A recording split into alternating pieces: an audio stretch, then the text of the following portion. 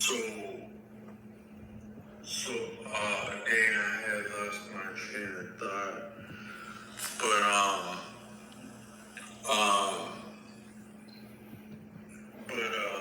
oh yeah, but with the plant, so it's actually a form of poison, the plant, and then it starts off like a complex chain reaction, and it can actually work in our favor if it's managed, if it's mitigated right. That might also be light and dark, positive and negative, where what's more so positive attracts negative, and what's more certain negative attracts positive. So you really can't do something without getting the opposite effect. Maybe the only difference in life is, so we have a left foot that's for fun and for sticking our foot in our mouth at cool parties and sounding cool. And then we have our right foot, which is for making it up to work, just barely on time, and getting on and off a job site without managing to oust ourselves, is what our right foot's for. So sticking our left foot in our mouth is actually appropriate in most settings, if not also for partying, having fun, and even on the job if we're to be interesting. But that right foot, we need to make sure not to stick the right foot in our mouth, or at least not at the same time as our left foot's in our mouth, because that's what does get us messed over. So as you're having fun sticking your foot in your mouth, be careful with that right foot, because you do need some tact at all times. But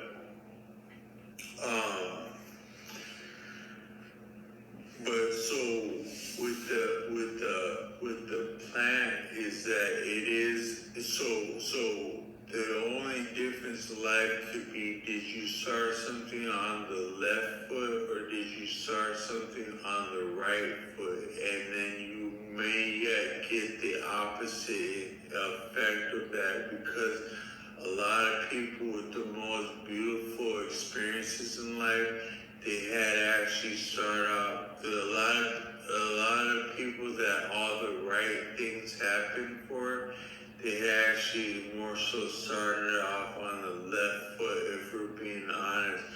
And then a lot of people that all the messed up, really stuff happened, or just nothing happened for them while doing the best stuff, they actually stepped out on their right foot. So that might be the only thing in existence, is that existence is polarity, plain and simple polarity. Even our intention is the finest degree of that polarity, and it sets off further sequences of polarity to yet come back to intention, meaning polarity, intention, eternally.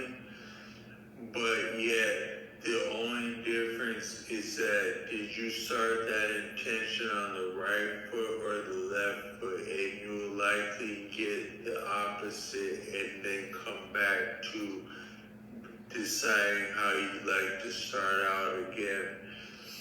But it is similar with medicine or food or substance, which are not different. Is that does it work for our favor or not? But it is yet had been poisoned, and then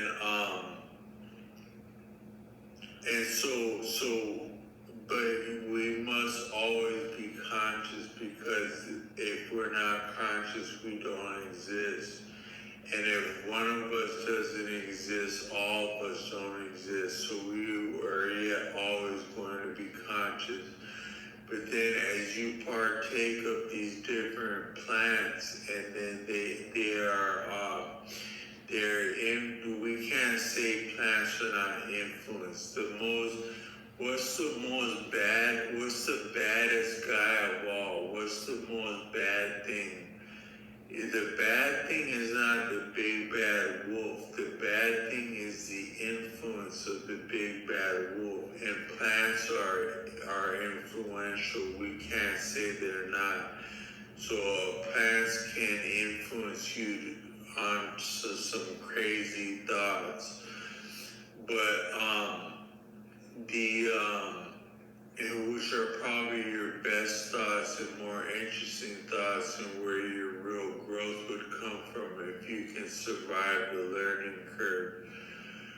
But and not to take that lightly, but so as you're tripping out like that, what you're more so doing is that you come in. I think there's a word for like, it's not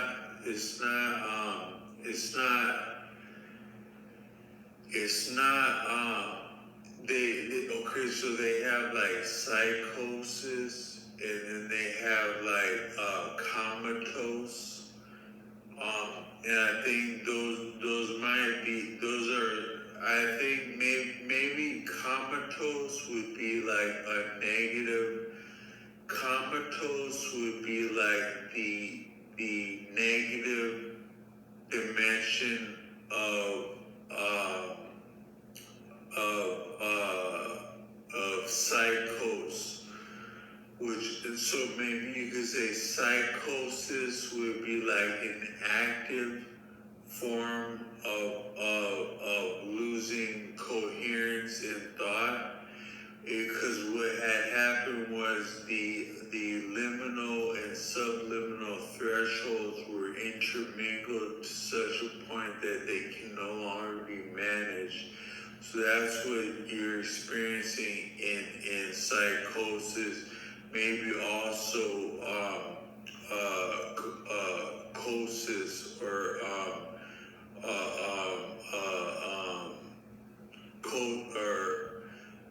comatose, is that it's the threshold between liminal and subliminal has been affected, which we can't exist being completely liminal or subliminal, because we would be over or under conscious, because we yet need to be aware of things, and then we need things to pass. So our mind is kind of like a river, and it needs to flow. It needs to be flowing to be healthy.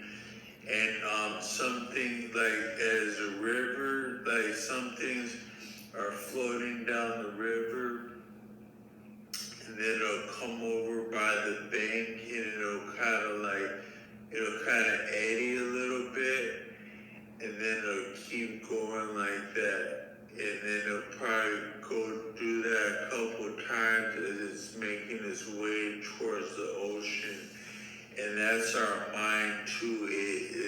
We need things to kind of come a little bit and then go a little bit like that. If we were to get stuck on something, then it wouldn't get unhealthy. You'd be damned in that moment. We're damned up when things aren't flowing. So we need to both come and go. Let it come, let it go. Let it come, let it go. That's our conscious and subconscious mind, how we forget and recall things conveniently as it serves us when we're being healthy. But so we couldn't manage being completely conscious conscious or unconscious. So it's like a fine line of what's being what's in our liminal threshold and subliminal threshold. And then the influence of these plants can affect that, and some of it can be helpful, and some of it can be harmful. But when that happens, you may experience what's called either psychosis, or there's another one for like when it's like a form of coma induced by a plant, and that might be the more negative static dimension, and then the psychosis is the active dimension. But both are troubling and both are dangerous. But even as such, you must remain conscious. So it's almost like, I think that sometimes our dreams it's a form of entertainment to keep us conscious so that we don't completely cease to exist. Because if we had really lost conscious even while dreaming, we wouldn't exist anymore. We would sometimes, when you're busy about when you focus on something, you forget about something else, and something else happens naturally while you had been distracted. Sometimes the most healthy thing for young people, for children, is to get them distracted the right way. Because as they engage with something consciously, their subconscious experience is benefiting from that. So that you have some young people, and you give them nothing to do, and they're on each other's necks, but you give them something to do, and now they're focusing on that, and yet they're also they're more subliminally aware of each other and interacting with each other less directly and consciously and naturally, because they're occupied. Sometimes you take the worst challenging behavior of young people, and what the real issue had been is, were they occupied correctly? Had they been engaged correctly, whether through humor, through reason, through emotional support, through saying different interesting things? Had they actually been engaged properly?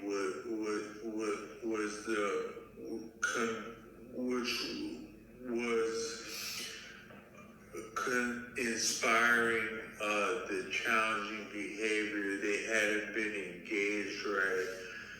But we always need to be engaged at all times, and that's might be the strength of people who can meditate, is that they can engage with themselves without superficial stimulus, and that's what's really profound about meditation in the real sense of that word. Which I think meditation might be another oxymoron, because it sounds like you're doing something, and it more so happens to you when it happens for you, when it's real, without your doing. It's such a fine doing that it's actually a not doing. So meditation, it sounds a little bit too intentional, and I think that can confound people from the real beauty of that experience. But yet we need entertainment to be engaged, to forget enough to exist. We need to somewhat forget. We need to forget ourselves at all times. If we're too conscious of ourselves, that's not healthy in anything or effective. So we need to be able to forget about ourselves. But you take a stimulus and it wakes you up too much. You're way too awake with the stimulus. And then, because we're actually more so dreaming at all times, and it's a healthier state to be dreaming. We're never not dreaming on some level, but you take substance, and now you actually are awake. So much so awake that you may cease to exist because you're not being conscious, or you're not being unconscious as you need to be. So you're becoming too conscious with this. So you need to be distracted from your own consciousness, because you're becoming too conscious, and so that you can fall back asleep enough to continue to exist. And that's what you're tripping out on, because that trippiness is trying to keep your ass in this reality before you float off into nothing, before you cease to exist yourself with these dumbass plants, is what you're doing when you're calling yourself high. And it's always being low is colder. It's always better to be low. The best dancers, they get low, and that's why they're cold. They're not necessarily doing backflips in the air. They're getting down close to the ground, low. How low can you go? We need to stay low on it. But so I'm getting off into the weeds with pun that I didn't pun that 10. I didn't pun that 10. I didn't intend that pun. That's called a what is that? There's a word for, like, when you say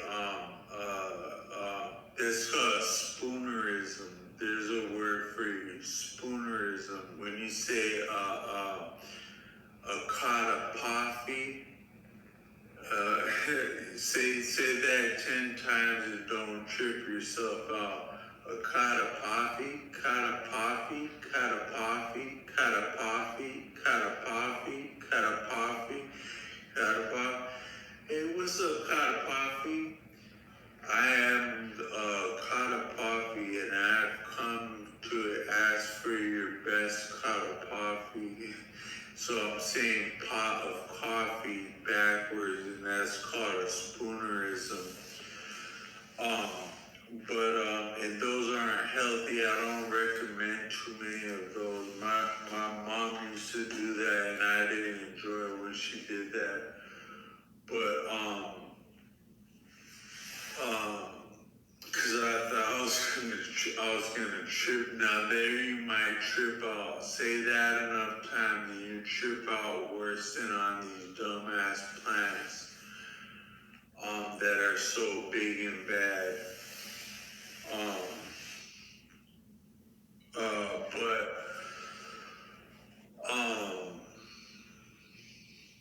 So this girlfriend is another oxymoron, where girl and friend don't so much go together.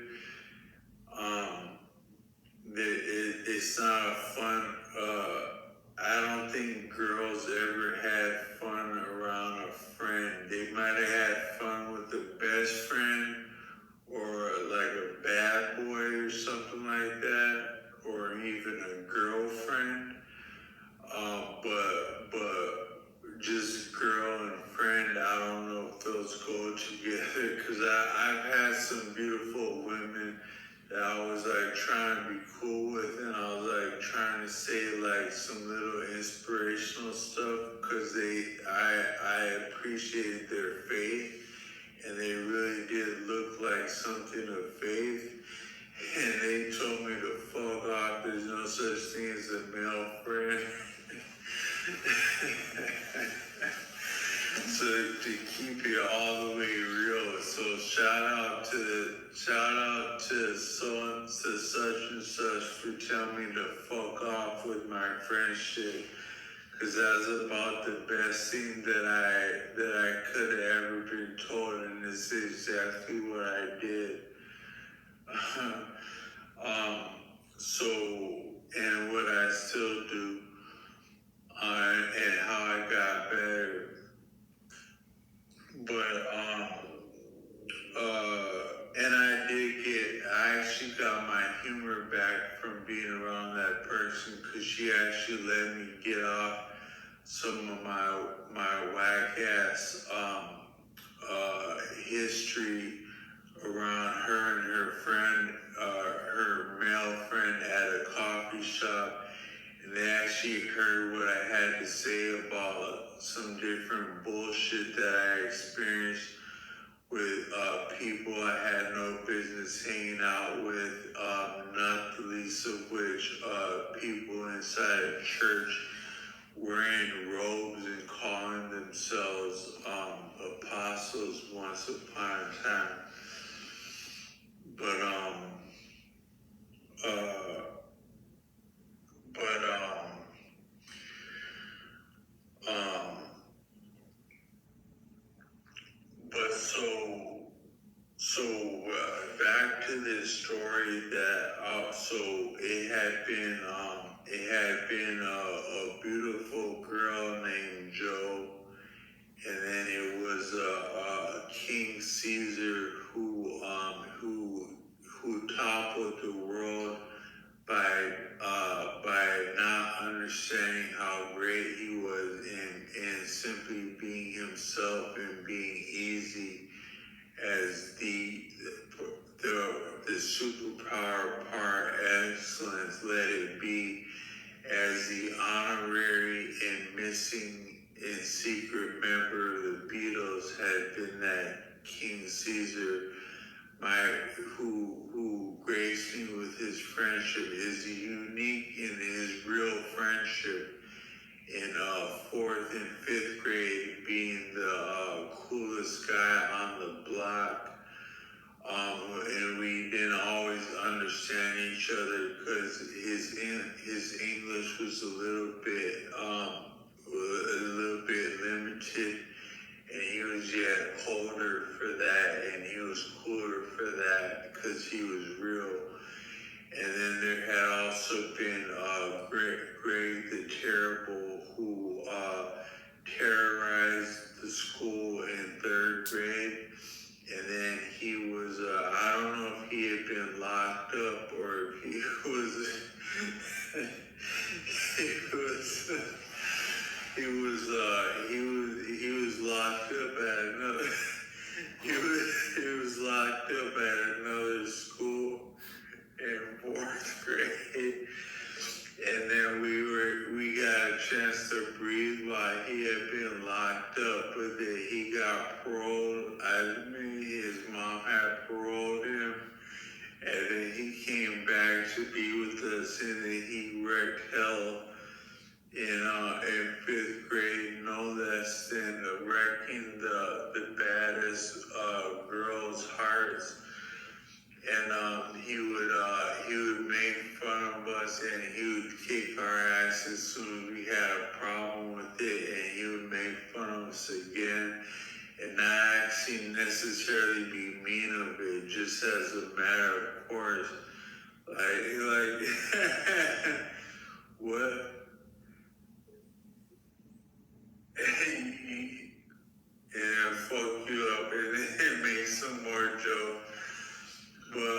So all I meant to say is that he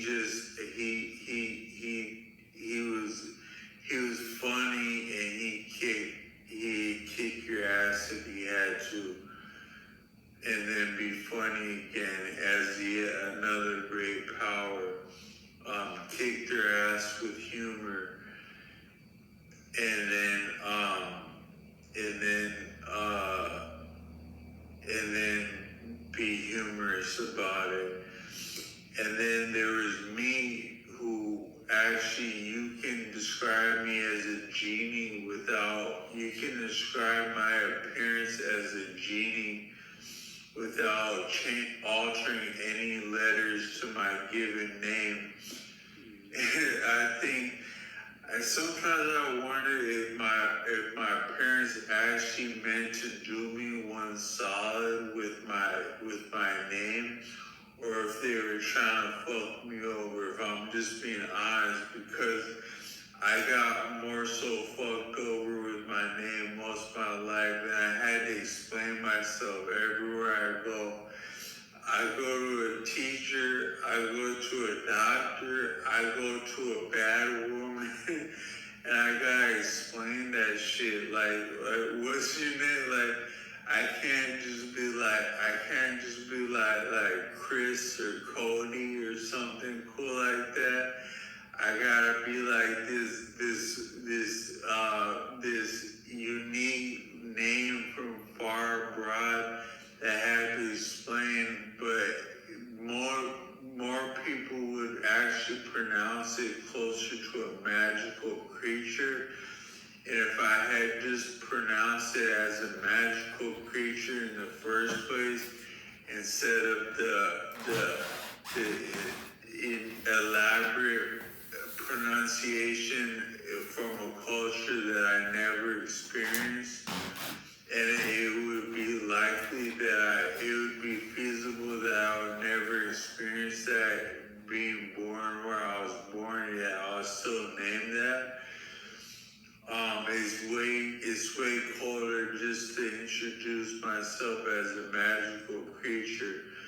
But some of my experiences actually were similar to a magical creature, because while the love of my childhood was falling in love with the foes of my child, with the cooler, if not the foes of my child, the arch nemesis of my childhood, I have been busy practicing a lot. One of my strong suits was to practice independently for the sport I was into. And I enjoyed the sport, but I did actually, it was the little bit of attention from females that had been a lot of my inspiration, if I'm being honest. And so I was becoming more magical with my practice like a genie. That might actually be the real superpower. The second, I would say the second greatest superpower of all time is to ask questions, but maybe the greatest superpower is just to practice. And if it's not daily, it's not practice. And if it's not every single chance you get and don't get, it's not practice, and it's not gonna count for shit. But I did practice a lot when I was young. And so all I meant to say is that I might have actually been, so that's the good, the bad, and the ugly. You had the good had been Suave King Caesar. The bad had been Greg the Terrible. And the ugly had been me with my old self, trying to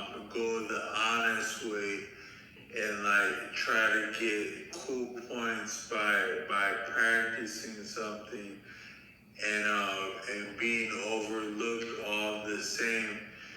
But these, so there had been like in elementary, and where I was kind of going with this is in elementary there had been like a basketball court, and it was kind of like those whack courts where they had like some backboards that were like kind of like plastic, and they were a little bit more forgiving, and you could have like fun with them.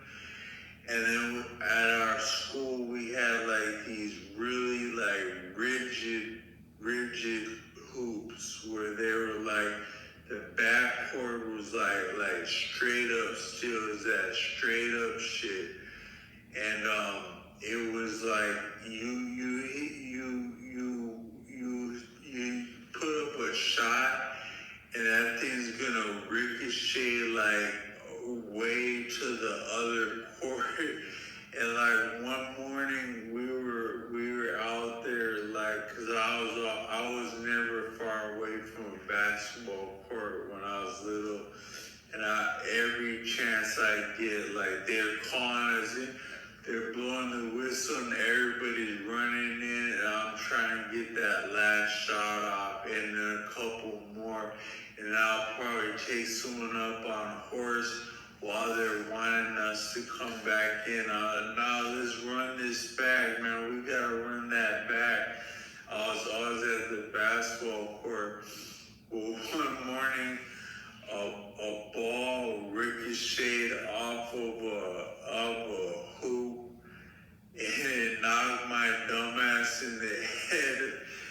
And then King Greg, that tickled him. Nothing could have made him, well, nothing could have been more endearing to him than to see that ball bounce off my head that I had not anticipated.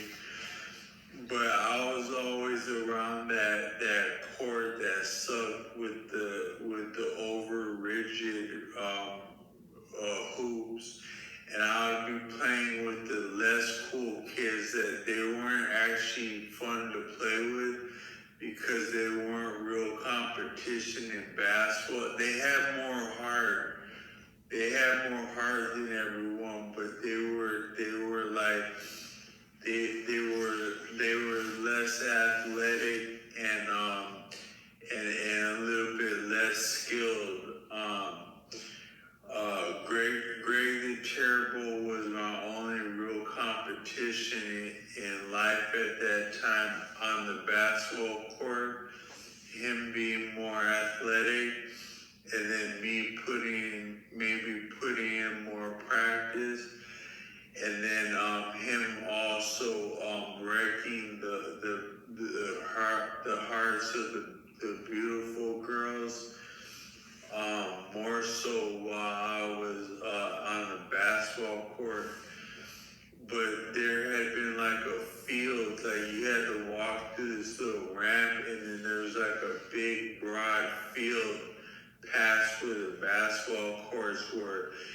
And you had to be cool enough to go on. So most of the kids that were like minding their own business and they weren't caring about the other kids at school, they were just more so at school, and they were natural at school, like they were just the happy, pleasant kids minding their own business, doing well in and out of the classroom, and they kind of like, they grace the background of school. You really don't more so notice that they're there, but they're actually winning the whole time, and they're the coolest ones. So they would be on this field, and then the baddest girl in town, and then also her friends that are bad but not quite as bad, like more so like her understudies, and like they would like do her bidding if she needed to. They would be attended by her. and then the King Greg the Terrible and King Caesar had the royal invitation to join the baddies on the field and kind of like frolic and enjoy each other's company while the other less talented basketball players and then maybe the over talented, over practiced player largely wasting his time and not getting the attention for which he saw had been entertaining them and entertained by them on the basketball court. But this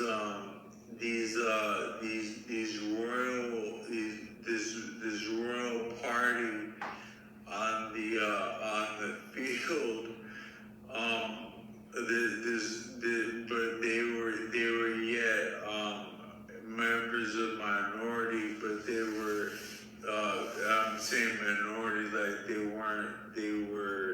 were yet juveniles, were students in elementary. They were doing this thing of like pantsing each other, so like the Kings they were lucky enough to get pantsed by the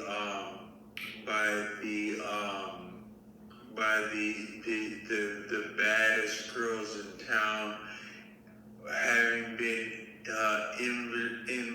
invited to the royal fields of wonder and where dreams come true and people are pantsed by their love interest, funny, jokingly, but also a little bit maybe kind of seriously too. And then see, everyone enjoys getting into trouble, but nobody enjoys being in trouble.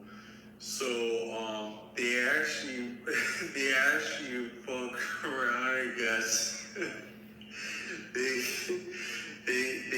they drew a little bit of heat on themselves, like doing that, because it is serious. Like when kids are doing stuff like that, it's not a joke actually, because that can affect like the way people develop and experience their identity when they get a little bit too much success too young.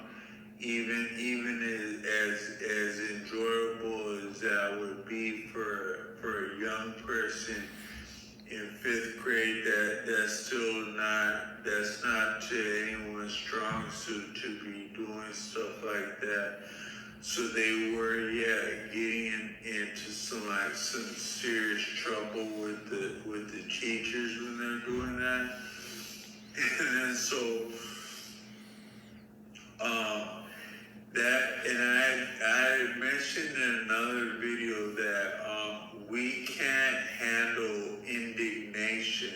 We especially from someone we respect, like an authority. A child, people in general, but a child will respect any adult figure of a certain ethnicity, fundamentally as being sovereign, because that's the underlying history in the United States. Is that I've said in other videos that white and black are not there's nothing real